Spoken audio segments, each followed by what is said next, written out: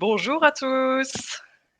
Hello, hello, bienvenue sur ce Bonjour à tous. live Made in Panache avec Stéphane et moi-même, Céline. Bonjour à Ravie tous, enchanté. de vous avoir tous aujourd'hui. N'hésitez pas, dites-nous coucou, dites-nous bonjour dans les commentaires. Lorsque vous postez directement via LinkedIn, on pourra voir vos commentaires. On prendra toutes vos questions aussi. On prendra le temps pour ça à la fin de ce live. Comment ça va, Stéphane? Écoute, ça va très bien. Prêt pour passer 45 minutes avec vous. Ouais, le sujet est passionnant en plus. Hyper contente que tu viennes nous partager ça. Alors, qui est-ce qu'on a? Soyez pas timide. Dites-nous par exemple d'où est-ce que vous vous connectez. Donc moi par exemple, je suis basée à Montpellier. Stéphane, tu nous rejoins d'où? Alors, moi, je suis à Colombes, en banlieue parisienne.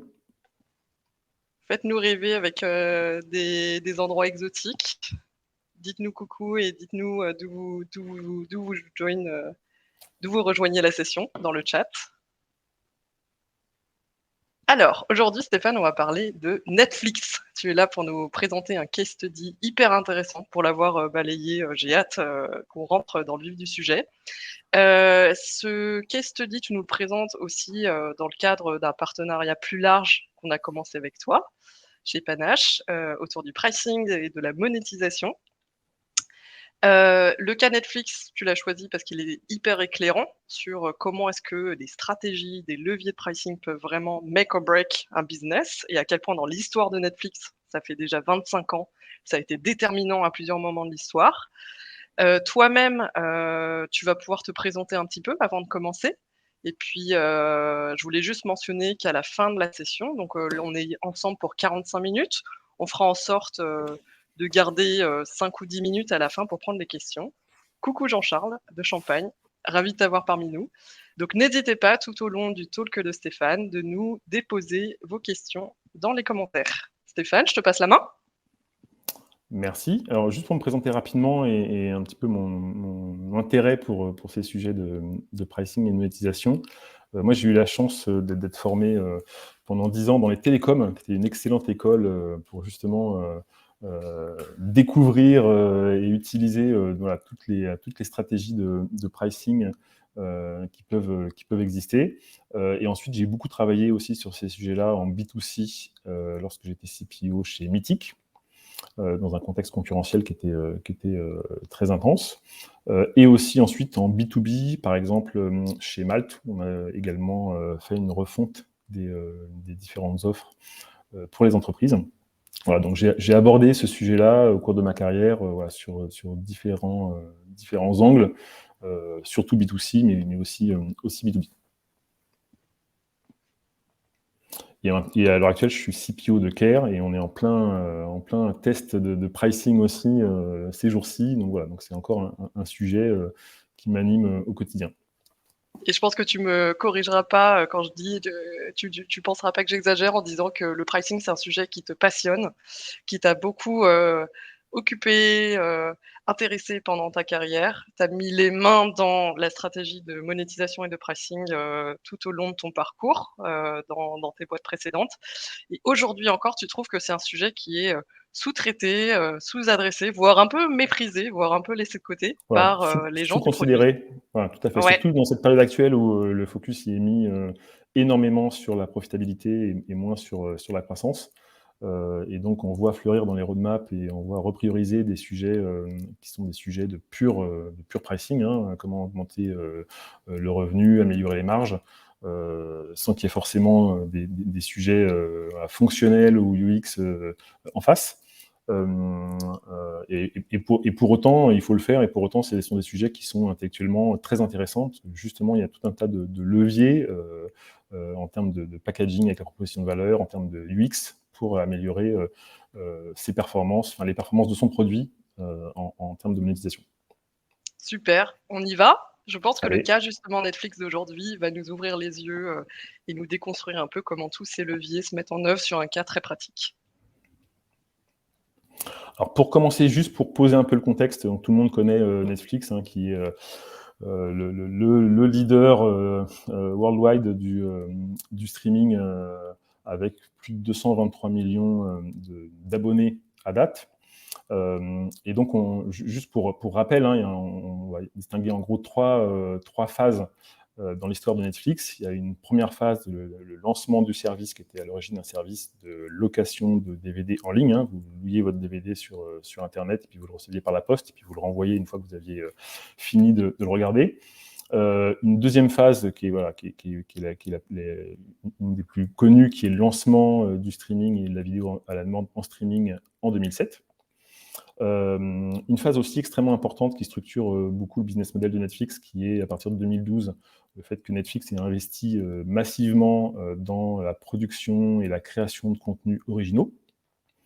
Voilà. Et donc tout ça, toute cette success story a été aussi supportée par tout un tas d'innovations et disruptions. Donc au-delà de la partie lancement du streaming, on peut citer aussi le moteur de recommandation et de personnalisation, et puis l'utilisation de la data, à la fois pour ce moteur, mais aussi dans les choix de création des contenus originaux, puisqu'il s'appuie énormément sur la data des abonnés existants pour savoir quel contenu créer. Donc tout ça, ça a participé à la success story de Netflix. Nous, ce qu'on va regarder aujourd'hui, c'est vraiment faire un focus et avoir une grille de lecture qui est principalement, voire uniquement, basée sur la stratégie de pricing. Mais on n'oublie pas tous ces autres éléments. Et donc en termes d'agenda pour aujourd'hui, on se concentre vraiment sur trois moments, trois phases, trois âges. Le premier qui est le lancement, donc le choix initial du modèle de monétisation de Netflix, au moment où ils sont rentrés sur le marché pour le disrupter. Tout à la fin, en 2022, les évolutions extrêmement récentes dans un contexte de concurrence accrue. Et puis, entre les deux, hein, on va dire entre 2006 et puis 2021, toute la phase d'expansion et de scale de Netflix. Et ce qui est intéressant de voir, c'est que même si Netflix s'est toujours appuyé sur un modèle d'abonnement, qui est leur modèle dominant, et Netflix est un des champions de ce modèle à l'abonnement emblématique, on verra que au cours de l'évolution de la maturité du produit et aussi de l'évolution du marché et du contexte concurrentiel, Netflix a su adapter, faire évoluer, fine-tuner, optimiser ce modèle d'abonnement avec tout un tas de variantes relativement riches, et que donc tout modèle de monétisation ne doit pas se voir d'un point de vue statique, mais doit se voir d'un point de vue dynamique. C'est-à-dire qu'en fait, on doit toujours avoir une roadmap pricing qui est, on va dire, alignée avec sa roadmap produit et l'évolution de son marché. Alors, si on commence par le premier moment fort, donc on a appelé l'âge de la disruption, et l'entrée de Netflix sur le marché. Donc quand vous démarrez et que vous lancez votre MVP ou vous lancez sur le marché, c'est toujours hyper important de s'appuyer sur trois composantes. Le premier, c'est son positionnement par rapport à ses concurrents, son ou ses concurrents. Le deuxième point hyper important, c'est de s'appuyer et d'être solide sur sa proposition de valeur et d'avoir un modèle qui s'adapte, qui est aligné avec sa proposition de valeur. Et surtout, comme je le disais à l'instant, créer un modèle qui va aussi prendre en compte une vision plus moyen terme, voire long terme, et dans le cas de Netflix, pour construire ce modèle initial. Alors, si on regarde les trois, si on fait un peu de storytelling, hein, c'est facile voilà, 20 ans après, de refaire un peu de storytelling sur la manière dont tout ça a démarré. Mais voilà, si on regarde ces trois composantes, clairement, le concurrent à l'époque et l'acteur dominant, c'était Blockbuster, qui était une chaîne de magasins de location de DVD. Et ce qui est intéressant de voir, c'est que 16% de leurs revenus venaient des pénalités de retard. Donc, 16% de leurs revenus, en gros, c'était leur marge, qui venait des pénalités de retard, qui était aussi le premier irritant client. Et ça, Netflix le savait très bien, il l'avait bien compris. Netflix, de son côté, dès le départ, voulait se positionner sur une promesse de libération de l'usage, d'avoir un usage illimité, donc, ce qu'on appelle le modèle All You Can Eat, d'ailleurs qui vient sémantiquement des buffets à volonté dans la restauration, qui a été appliqué au digital. Et donc c'était un modèle qui était en train de se déployer énormément à l'époque. Et donc c'est ce en quoi Netflix croyait et voulait s'appuyer en termes de proposition de valeur. Et puis, l'histoire raconte que dès 1999, Netflix avait calculé, en appliquant la loi de Moore, que à la fois le coût d'accès à Internet et la capacité en bande passante permettrait, d'ici à 2007, de proposer de la vidéo à la demande en streaming de manière illimitée. Et donc ils avaient en perspective, on va dire, cette vision long terme de comment allait évoluer leur service.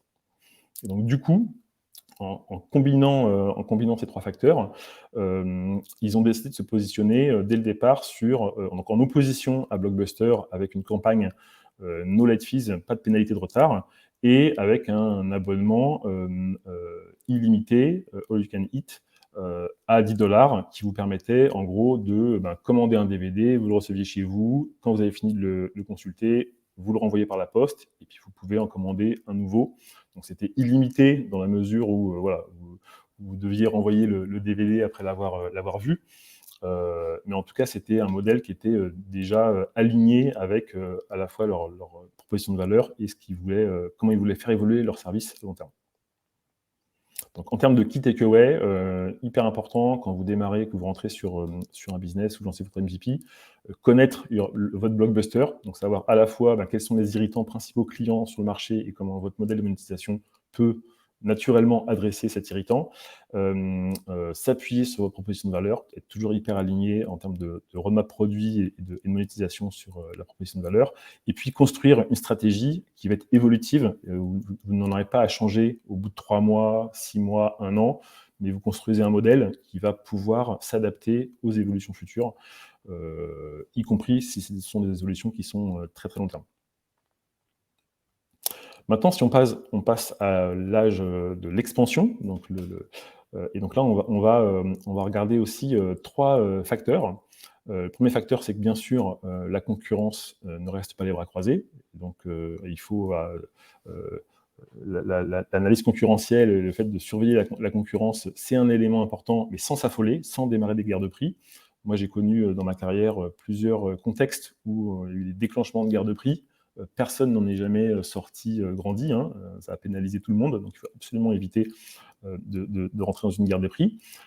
Et donc, il faut utiliser, bien sûr, le pricing, c'est le niveau de prix est une dimension utilisée, mais il faut aussi utiliser les dimensions valeur perçue et valeur intégrée dans les différentes offres.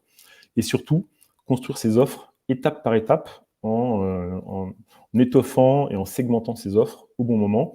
Et on va voir que Netflix a fait toutes ces actions dans cette phase entre les années 2000 et 2022.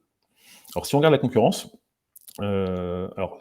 pour Blockbuster, ils ont appliqué une stratégie qui est vraiment très très basique, hein. C'est en gros, ils ont purement copié ce que faisait Netflix. Donc, en lançant en 2004, avec pas mal de retard, 5 ans plus tard, un service de location de DVD en ligne. En 2005, en se positionnant avec une campagne justement sur le fait de la suppression des pénalités de retard. Bon, ils ont été, comme ça faisait tellement pas partie de leur ADN, ils ont été condamnés pour publicité mensongère. Donc voilà, donc c'était pas forcément un bon move, mais ça montre bien que c'était dans une stratégie de copycat et pas dans une stratégie de refonte de leurs fondamentaux. Et puis en 2006, ils ont lancé un programme, une offre hyper ambitieuse qui s'appelait Total Access, mais qu'ils ont stoppé très rapidement. Alors, ils ont eu un grand renfort de publicité, puisque la campagne de com a coûté $1 milliard aux États-Unis.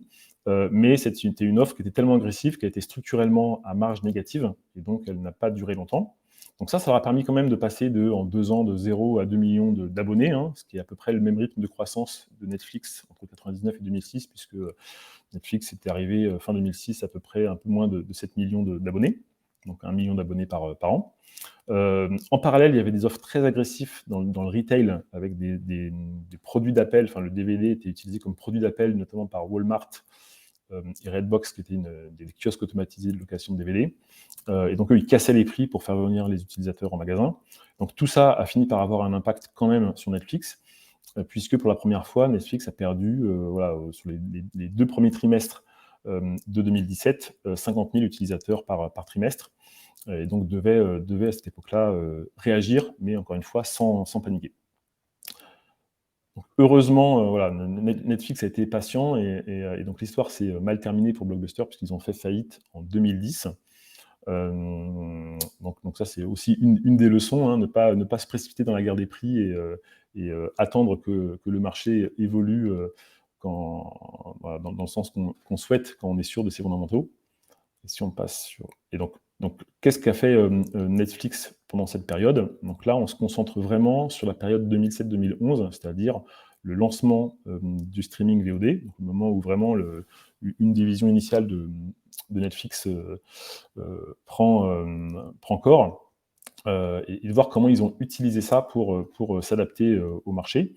Donc, si on refait un zoom sur ce qui se passait donc en janvier 2006, Netflix était diversifié avec 2 offres d'abonnement qui étaient basées sur un métrique très clair, qui était le nombre de DVD que vous pouviez avoir chez vous en simultané. Donc, un DVD 10$ et 3 DVD environ 18$.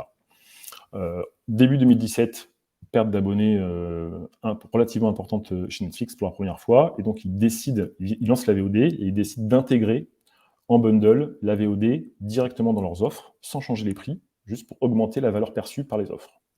Problème, c'est qu'à l'époque, l'usage était naissant, le catalogue VOD était 70 fois moins important que le catalogue de DVD, et donc la valeur perçue n'était pas suffisante pour résister. Et donc, dès la publication des résultats semestriels fin juin, ils ont décidé de jouer sur le levier pricing et donc de baisser leur prix de manière à pouvoir stabiliser leur base et repartir en croissance. Il y a après d'autres évolutions de prix un peu plus tard, mais voilà, on voit bien la séquence. Je rajoute, je bundle un nouvel élément de valeur dans mes offres, c'est pas suffisant, je baisse les prix. Et puis, autre move intéressant, c'est qu'une fois au bout de 4 ans, une fois que l'usage du streaming s'était vraiment développé, et on pouvait envisager un abonnement en stand-alone uniquement au streaming, ils ont décidé de faire ce move et donc de sortir du bundle la VOD. Donc ils l'ont positionné naturellement avec une valeur d'usage qui était autour de 8$, hein, qui était la valeur d'usage historique de l'accès au You Can Eat. Et puis, logiquement, le bundle, il est passé de 8,99$ plus 7$, si on valorise voilà, les deux au même niveau. Donc, il est passé mathématiquement à 15,99$, ce qui est un move hyper logique d'un point de vue mathématique, mais qui, pour une grande partie de la base installée, qui était à 8$, ça les a fait en gros quasiment doubler le prix. Donc, ça a été un move qui, on va voir sur le slide suivant, a été en fait finalement assez risqué et assez dévastateur. Donc là, on voit bien l'évolution de ces différentes actions, hein. On part de 7 millions d'utilisateurs, moins 100 000 lors du lancement de la VOD. C'est pas suffisant. Ils baissent les prix, ils arrivent à stabiliser la base. Et au moment où ils sortent du bundle, la VOD, ils augmentent fortement le prix de l'offre avec bundle. Ils perdent presque 1 million, enfin 800 000 abonnés. Ils perdent 80% de leur valeur en bourse. Donc très très mauvais move, en fait move logique mais trop rapide à ce moment-là, et surtout mauvais positionnement du prix du bundle à 16$. Donc maintenant on va regarder, oublions les offres mixtes, on va regarder uniquement l'évolution de l'offre sur la partie streaming VOD.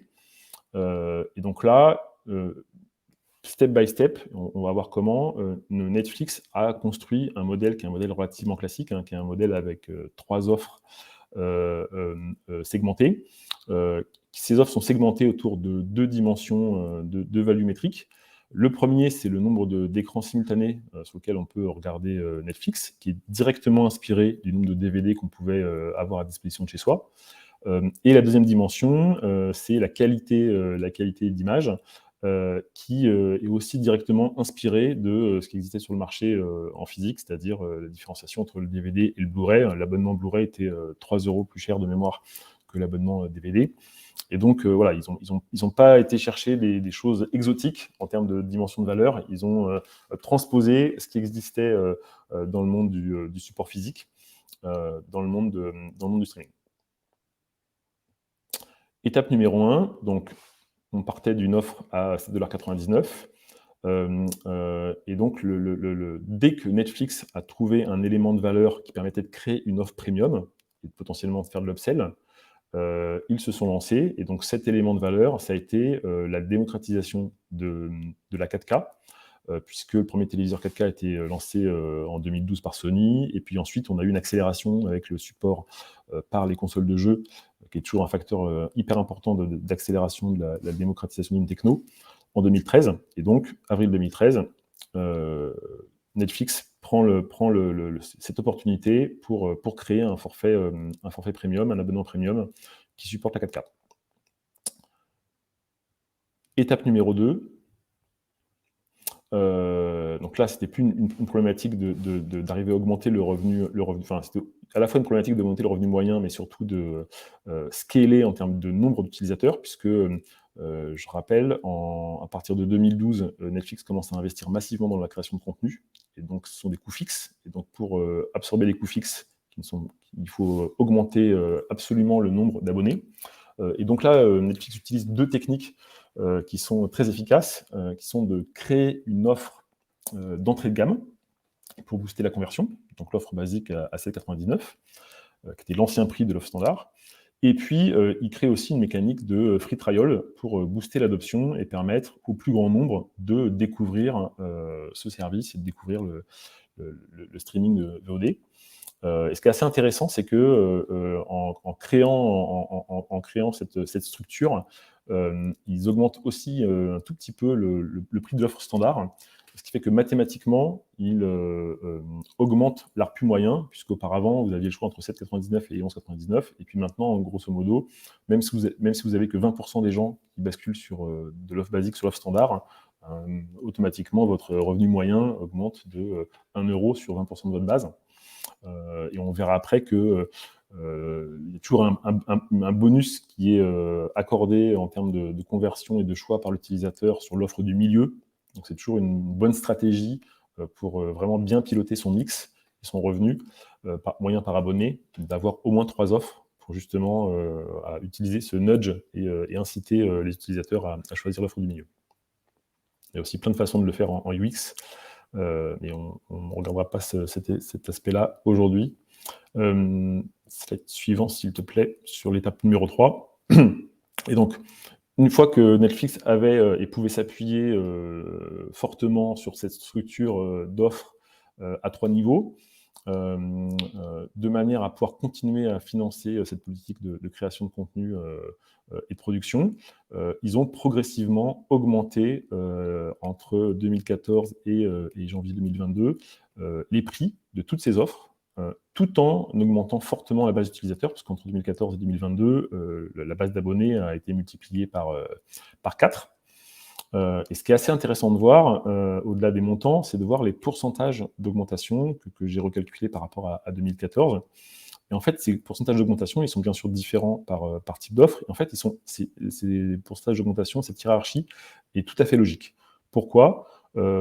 Sur l'offre d'entrée de gamme, où on a une sensibilité au prix qui est très importante, c'est normal d'augmenter de manière moins importante les prix, parce que c'est là où on va avoir le plus d'impact négatif potentiel sur la conversion. C'est logique que l'offre basique soit celle qui est le moins augmentée entre 2014 et 2022. L'offre premium, elle augmente fortement parce que si vous êtes prêt à payer $13, vous êtes prêt à payer 15. Donc la capacité de débours et de paiement des utilisateurs qui vont prendre cette offre-là, elle leur permet de supporter ces augmentations sans avoir un impact trop fort sur la conversion. Et puis l'offre du milieu, comme j'ai déjà dit, en fait, même si c'est celle dont le prix augmente le plus fortement, comme elle est plus naturellement choisie par les utilisateurs, c'est celle sur laquelle l'augmentation de prix aura aussi le moins d'impact sur la conversion. Donc voilà, donc là, typiquement, Netflix a parfaitement exécuté ces différentes politiques d'augmentation de prix. Il y a pas mal d'interviews régulières qui montrent que il y a eu peu d'impact sur le churn à chacune de ces augmentations, sauf pour la dernière, on va le voir sur la dernière partie. Donc voilà, c'est toujours possible. Donc un des key takeaways, c'est don't be afraid to raise price.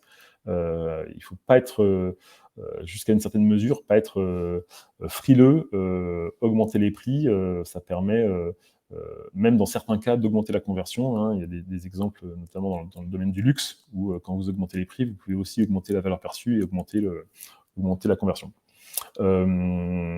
Deuxième key takeaway, bien utiliser les offres d'entrée de gamme et les offres d'essai pour augmenter la conversion. Ça fonctionne dans la plupart des cas, en tout cas tant que le marché n'est pas 100% mature. Et puis, idéalement, arriver à construire step by step des offres, une structure d'offres à 3 ou 4 offres. Donc, moins de 3, vous pouvez difficilement piloter le mix et utiliser le biais de l'offre du milieu. Plus de 4, vous rentrez dans le paradoxe du choix. Trop de choix tue le choix. Et donc, au-delà de 4 offres, vous faites décroître votre conversion globale. C'est vraiment, c'est pas un hasard si la plupart des services offrent des structures, proposent des structures avec 3 ou 4 offres.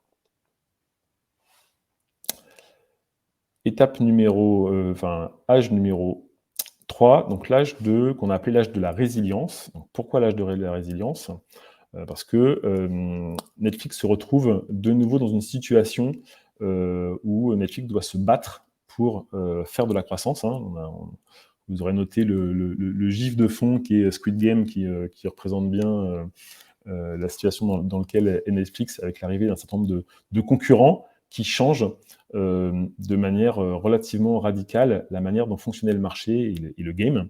On va voir aussi qu'un certain nombre d'anciennes tactiques ne sont plus suffisantes pour justement driver cette croissance. Et que une des façons de réagir de Netflix par rapport à ça a été de se positionner, de se repositionner par rapport à ce que Netflix a identifié comme son principal concurrent. Alors, pour rentrer dans le détail, le case for change, il est clair. Dernière augmentation de prix début 2022 a provoqué pour la première fois depuis 11 ans une baisse de 200 000 abonnés, alors que les prévisions de Netflix et les objectifs de Netflix étaient de continuer à être en croissance. Donc, ce qui a eu un impact direct sur le cours de bourse. Et donc, Netflix était arrivé au bout de cette tactique d'augmentation des prix tout en se permettant de continuer à faire de la croissance. Alors, pourquoi ? Si on regarde ce qui avait changé entre-temps, ce qui a changé, c'est l'arrivée d'une compétition vraiment féroce, avec des acteurs qui avaient à la fois des business models similaires, des propositions de valeur très similaires aussi, avec des licences et des contenus exclusifs, des pricing models et des tactiques qui étaient aussi très très similaires. Et donc tout ça a bien entendu provoqué de la cannibalisation et du churn, et donc a fait porter un risque plus important sur la base d'abonnés Netflix. Mais surtout, ça a changé le rapport de force avec les ayants droit des licences et les producteurs de contenu. Et donc ça a eu comme conséquence le fait qu'il y ait eu moins de licences exclusive sur Netflix. Hein. Il y a l'histoire célèbre de The Office qui était sur Netflix et qui a basculé sur 2 autres plateformes avant de finir de mémoire chez NBC. Ça a augmenté les coûts de production. Et donc Netflix était toujours dans une spirale d'augmentation continue de ses coûts de production pour s'assurer des contenus exclusifs. Donc tout ça avec toujours un modèle de coût fixe oblige Netflix à trouver d'autres solutions que les solutions existantes pour maintenir un niveau de croissance adapté. Alors, si on regarde les différentes tactiques qui étaient utilisées jusque-là, et pourquoi en fait Netflix ne peut pas utiliser ces tactiques pour continuer à créer de la différenciation. Si on regarde par exemple les offres d'essai, à la fois Disney n'a pas d'offre d'essai et Netflix a stoppé son trial. Pourquoi ? Parce qu'en fait, dans un usage, dans une industrie qui est mature, où vous connaissez très très bien le fonctionnement de Netflix, vous savez quel est le catalogue, vous n'avez plus besoin d'avoir 30 jours d'essai gratuits pour vous faire une opinion sur le service. Ces 30 jours d'essai ne permettent pas de driver davantage d'adoption, et c'est surtout même d'ailleurs une perte directe, parce que vous avez surtout un effet d'aubaine avec des gens qui vont consommer de manière importante votre contenu pendant 30 jours, sans pour autant convertir à la fin. Donc c'est assez intéressant de voir qu'il y a encore des acteurs qui continuent à s'appuyer sur ces tactiques, hein, comme Hulu et Prime Video. On verra que dans de nombreux cas, ils sont encore sur des anciens schémas. Par contre, de manière très intéressante, Apple, on le verra aussi sur les autres slides, a une approche pour le coup un peu plus innovante, puisqu'ils utilisent des trials de 7 jours qui se renouvellent sur des abonnements mensuels. Donc ça, c'est directement un learnings qu'ils ont pris de ce qui a été fait sur l'App Store, avec les différents modèles d'abonnement sur les apps, où clairement le modèle d'offre d'essai 7 jours, puis d'un renouvellement sur du mensuel, c'était l'offre qui fonctionnait le mieux sur l'App Store. Une offre hyper intéressante qui est le one-shot trial, c'est-à-dire qu'en gros, vous pouvez regarder le premier épisode d'une série gratuitement, puis ensuite, vous êtes hameçonné, et donc vous avez envie de convertir pour voir la suite de la série. Donc ça, c'est très smart, parce que c'est vraiment une offre d'essai basée sur l'usage. Et puis aussi, l'usage basé sur la vente de hardware, hein, puisque c'est aussi le business model d'Apple, puisque vous pouvez récupérer 3, 6 mois ou 12 mois d'abonnement inclus à Apple TV+, si vous achetez un device Apple qui sert à consommer de la vidéo. Sur les bundles, même combat. On a d'un côté des acteurs comme Apple et Prime Video qui, par nature, sont multiservices et donc peuvent faire des bundles cross-service. Des acteurs comme Hulu et Disney+, qui, eux, peuvent faire des bundles cross pure player. On voit un exemple notamment en France avec Canal. Ils peuvent se le permettre parce qu'eux, ils ont besoin de gagner des parts de marché. Mais bien sûr, Netflix n'a aucun intérêt en tant que leader à aller faire des bundles avec Disney. Hein. Ça permettrait uniquement à ses concurrents de gagner des parts de marché facilement. Et donc, Netflix n'a pas ce levier de pouvoir intégrer son offre en bundle avec d'autres offres ou d'autres services. Sur la distribution, aussi très rapidement, on se regarde sur le marché français, la distribution qui est faite par les opérateurs télécoms. C'est toujours intéressant de regarder ce que font les opérateurs télécoms. On a soit ce qu'on appelle des fake bundles, en gros, c'est vous avez juste un offre d'essai étendue, ou du full bundle sur les offres haut de gamme, notamment c'est le cas avec Freebox Delta. Vous avez Netflix et Prime Video, entre autres, inclus. Et en fait, il n'y a pas de différenciation parce que systématiquement, il n'y a aucune offre dans laquelle vous avez que Netflix. Vous avez toujours le choix entre Netflix et tous les autres. Donc Netflix doit y être, mais ça n'apporte pas de part de marché supplémentaire à Netflix d'utiliser ce canal de distribution. Pas de différenciation non plus disponible de ce côté-là. Sur la segmentation, donc on pourrait très bien aussi se dire que Netflix va aller plus loin en termes d'offres segmentées, plutôt de faire de la segmentation par valeur, mais faire une segmentation par type d'utilisateur. Et ce qui se fait sur le marché en général, c'est de faire des offres ciblées pour les étudiants, parce que c'est une cible hyper importante à convertir dès que possible dans leur vie, de manière à pouvoir justement les conserver jusqu'au moment où ils auront un travail et donc des revenus plus intéressants. Et donc on a à la fois des acteurs comme Disney et Netflix qui n'ont pas d'offres dédiées étudiants. Une des raisons, c'est que quand vous voulez faire ça au niveau worldwide, ça pose pas mal de contraintes spécifiques pour adresser les étudiants dans les différents pays du monde. De nouveau, des acteurs comme Prime Video et Hulu qui ont une tactique très très classique d'offrir des discounts. Et puis une approche un peu plus smart, une nouvelle fois, d'Apple, qui, elle, réfléchit à quel est l'usage dominant des étudiants, qui est la musique, et donc fait un discount sur Apple Music, et en profite pour intégrer Apple TV dans le package gratuitement. Voilà, donc une nouvelle fois, Apple a une vraie réflexion sur l'usage et des modèles de pricing liés à l'usage que n'ont pas forcément d'autres acteurs. Donc, dernier point de contexte. Donc on a vu que Disney avait souvent un positionnement similaire à Netflix. Disney, c'est vraiment l'acteur qui est identifié comme la principale menace. Hein. C'est un pure player comme Netflix, une politique d'appui sur des licences et des contenus exclusifs extrêmement forts. Et donc Disney s'est lancé sur le marché avec une proposition une value for money proposition qui est bien meilleure que celle de Netflix, puisqu'en gros, vous avez la même qualité en termes de qualité d'image, de nombre de devices simultanés que l'offre premium de Netflix pour le prix de l'offre d'entrée de gamme. Et donc voilà, donc ça effectivement, c'est un positionnement qui, au-delà des aspects contenu, est hyper agressif vis-à-vis de Netflix.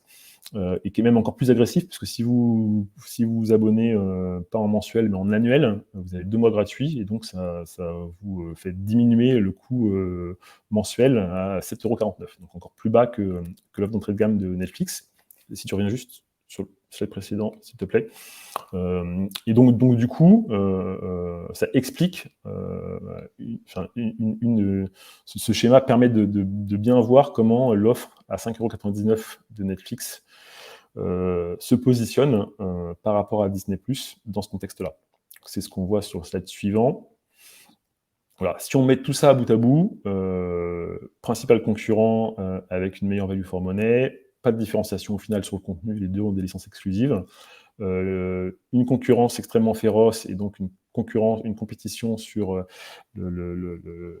la capacité des utilisateurs à payer et le temps dédié qui ne leur permet pas d'avoir 2, 3, 4, 5 abonnements à des fournisseurs streaming différents. Et donc une vision qui est de ne pas forcément déclencher une guerre des prix, mais plutôt d'essayer de trouver une offre qui va leur permettre de nouveau renouer avec de la croissance sans utiliser les vieilles recettes.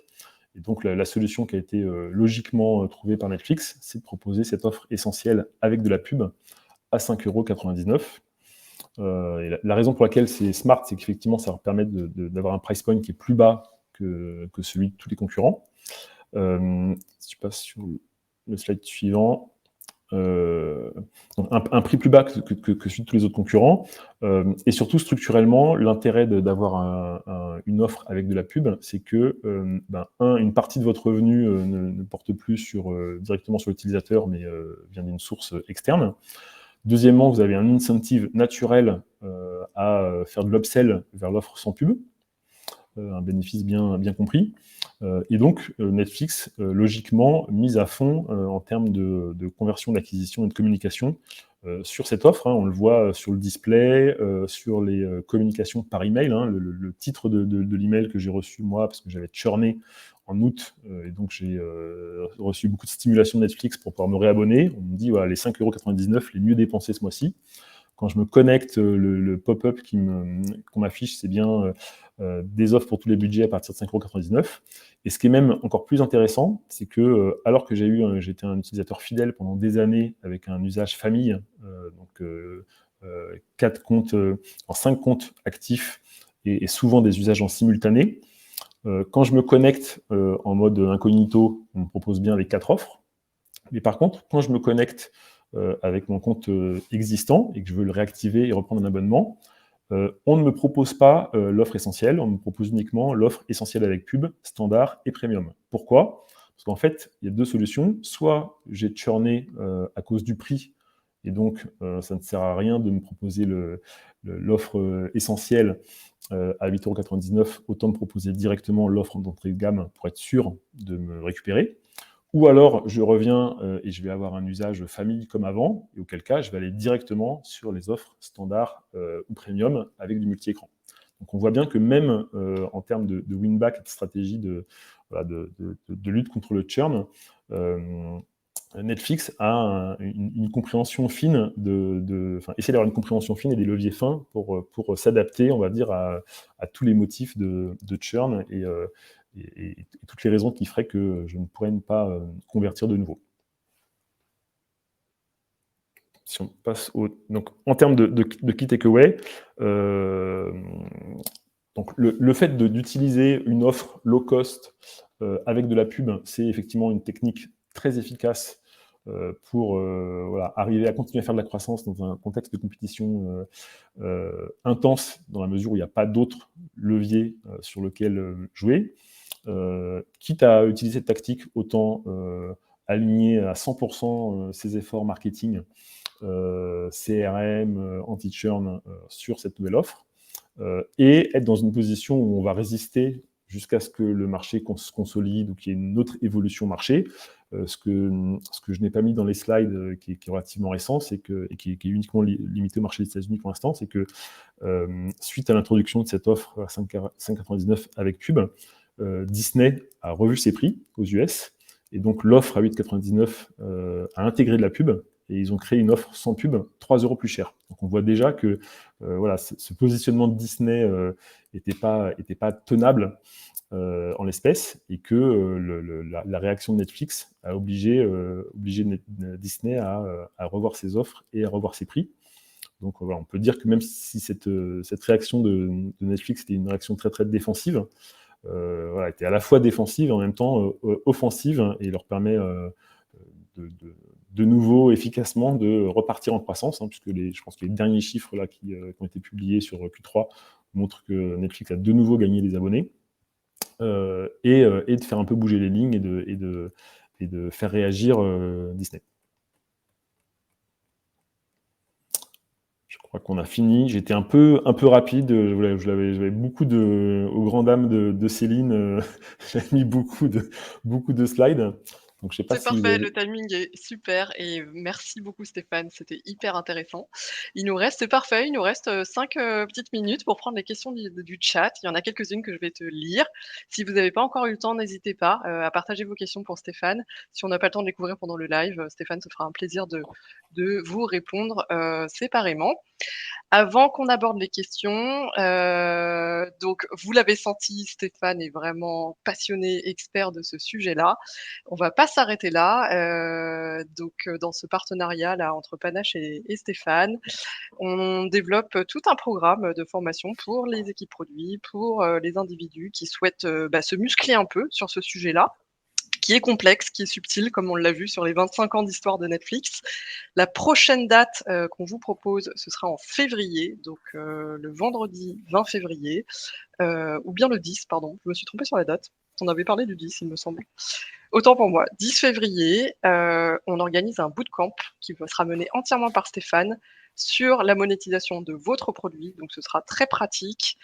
Stéphane vous partagera des frameworks et des méthodes très pratiques pour identifier les bons inputs business et clients à prendre en compte pour construire et sélectionner votre propre modèle de monétisation, la bonne stratégie de pricing pour votre produit. Tu veux en dire un mot, Stéphane? On peut passer aux questions aussi après. Vu qu'on est un peu short en temps, je vais passer directement aux questions. Ça marche. Voilà. Sur le contenu du programme, vous avez aussi voilà, le détail aussi sur le site de Panache. Je vous mettrai Ouais, le lien. n'hésitez pas à aller consulter ça. On avait une question de Jean-Charles. Tu sais, au moment où on parlait des augmentations de prix successives de Netflix et qui pouvaient se permettre là, à l'époque de la prospérité, Jean-Charles demande, est-ce qu'il n'y avait pas également des liens entre les features maximisant la rétention et ces augmentations-là? Est-ce que tu as un avis là-dessus? En fait, il y a eu des études qui ont montré voilà, dans les différentes étapes d'augmentation de prix, quel était l'impact sur le churn. Et en fait, le churn, il a des impacts, enfin le churn, il a été regardé par Netflix sur les anciennetés utilisateurs. En fait, là où ils ont commencé à s'inquiéter, et là où c'était très inquiétant en 2022, c'est qu'en fait, le churn, l'augmentation du churn, elle s'est faite sur les utilisateurs fidèles. C'était en gros sur les utilisateurs qui avaient en plus d'1 an, plus de 2 ans et plus de 3 ans d'ancienneté. Donc Netflix suit le churn vraiment par ancienneté utilisateur. Donc ils ont été hyper inquiets de voir que grosso modo, le churn en valeur absolue avait fortement augmenté sur leurs clients qui étaient extrêmement fidèles. Donc il y avait un vrai risque que ces utilisateurs, en gros, aient fini de consommer une grosse partie du contenu disponible sur la plateforme, en vérité, et qu'ils aillent sur des plateformes concurrentes pour des raisons liées au contenu. Donc ça a été, à date de ce que moi j'ai compris voilà, des analyses de Netflix, voilà, leur principal problème, il était lié à la manière dont les utilisateurs churnaient par rapport à leur consommation de contenu. Après, en termes de features, typiquement, il y a des features qui ont été introduites sur le téléchargement, possibilité de téléchargement ou pas. Ça, pour moi, c'était vraiment des features d'ordre 2. Et donc, pour l'instant, il n'y a pas eu, j'ai pas vu, moi, de features spécifiques qui dans le cas de Netflix, qui permettait d'optimiser la rétention. C'était vraiment très très lié au moteur de recommandation et à la manière de pousser du contenu et du contenu nouveau. S'il y a les features qui ont permis de créer de la rétention, c'est le fait d'avoir des séries avec une diffusion, un nouvel épisode tous les vendredis. Donc ça a été l'innovation en termes de feature qui permettait justement d'avoir un rendez-vous et de faire qu'il y avait une consommation qui était plus régulière, étalée dans le temps sur une série. Merci Stéphane. Je vais peut-être, là je les ai les questions sous les Ok, yeux. vas-y. Je vais repartir d'en bas. Donc Benoît, alors sur les cartes cadeaux, effectivement, j'avais un slide à l'origine qu'on a supprimé avec Céline sur les cartes cadeaux, sur la distribution par les cartes cadeaux. Et de manière assez rigolote, c'est que parmi tous les acteurs qu'on a cités, dont on a regardé le benchmark, Netflix et Disney permettaient justement d'offrir l'abonnement à un tiers, que ce soit avec une carte cadeau physique ou des cartes cadeaux virtuelles. Moi, je pense que c'est mineur voilà, c'est vraiment anecdotique. J'ai déjà mené des sujets de diffusion de contenu via carte cadeau. Voilà, de mon expérience, ça n'a jamais été un canal de distribution majeur. Donc, je suis pas sûr que ça a vraiment un gros intérêt. L'autre question, c'est sur est-ce que les revenus de publicité couvrent le delta de l'offre à 5,99 et 8,99 Alors, moi, j'ai fait le test. J'ai fait le vrai test en conditions réelles, parce que je m'étais désabonné, je me suis réabonné sur l'offre à 5,99. Premièrement, il y a beaucoup de pubs. Je confirme que les pubs sont personnalisées, puisque moi, au sein de ma famille, ma femme et mes enfants n'ont pas eu les mêmes publicités. Mais quand vous avez 4 à 5 minutes de pub par heure, au début et au milieu de votre série, moi, je vous assure qu'au bout de 24 heures, tout le monde venait me voir en me disant t'es gentil avec tes tests tes tests de pricing, mais en fait, on veut tous revenir sur l'offre premium sans pub, parce que c'est vraiment insupportable. Donc, je pense que vu le niveau de pub, vu le niveau de personnalisation, ouais, je pense qu'ils arrivent en grande partie à compenser le revenu. Et je pense aussi surtout que c'est un super levier pour refaire de l'upsell et rebasculer les utilisateurs qui seraient rentrés par du 5,99 vers les price points plus élevés. Je suis persuadé que ça... C'est pas que du self-marketing et que mon expérience, mais je suis persuadé que ça fonctionne. C'est aussi des techniques qu'on utilisait chez Mythic, puisqu'il y avait des offres avec pub et sans pub quand vous étiez abonné. Prendre une question de Benjamin. Donc oui, avant de décider d'augmentation de prix ou d'introduction de nouveaux prix, il est possible de faire des études de sensibilité prix. Chez Care, en ce moment, on vient de faire quelques modifications sur le pricing pour les patients, et on a fait des études quali et en discovery auparavant. Donc on avait déjà une idée du niveau d'acceptabilité des différents pricing qu'on est en train de mettre en place. Donc ouais, faire de la discovery sur des sujets de pricing et commencer à tester les sensibilités au prix, ça marche. Maintenant, il faut faire attention, il faut respecter une certaine méthodologie de manière à éviter des biais. Et donc après, on n'est jamais mieux servi que de faire des tests en conditions réelles. Donc même si on fait des tests de sensibilité au prix en quali, il faut systématiquement ensuite, à mon avis, faire des A/B tests.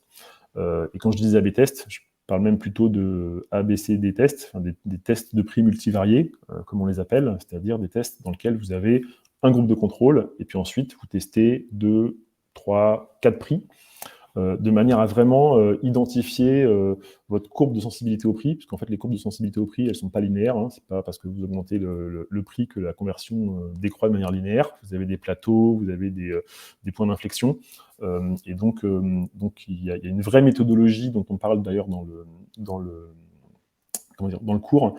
Il y a une vraie méthodologie pour réaliser des tests de prix depuis la phase de discovery jusqu'à la phase d'A/B test.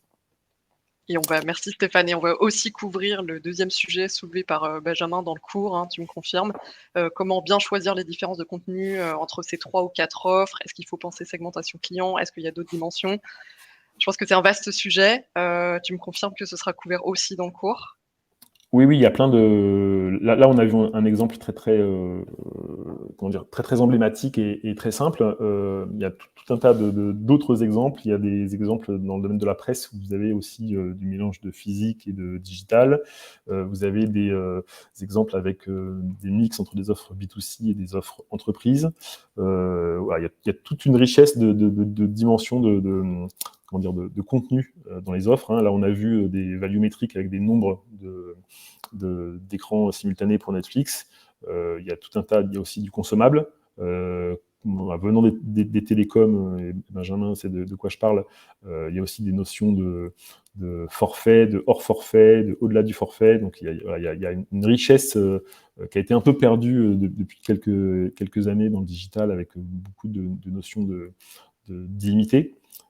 Mais en fait, voilà, revenir à des fondamentaux et des fondamentaux qui ont été utilisés par les télécoms dans les années, on va dire 2004-2010, ça permet vraiment de se donner des idées pour mieux monétiser ces services. Super, merci beaucoup Stéphane et merci à tous de nous avoir, rejoints sur cette pause déj juste avant les vacances de fin d'année. On espère que vous avez trouvé ça intéressant et encore une fois, si vous avez d'autres questions, si ça vous fait réfléchir, si la formation d'un jour qu'on propose, le 10 février vous intéresse, n'hésitez pas à nous contacter. On reste à votre dispo. Merci à tous et puis Merci bonne fin de beaucoup. journée. Ciao.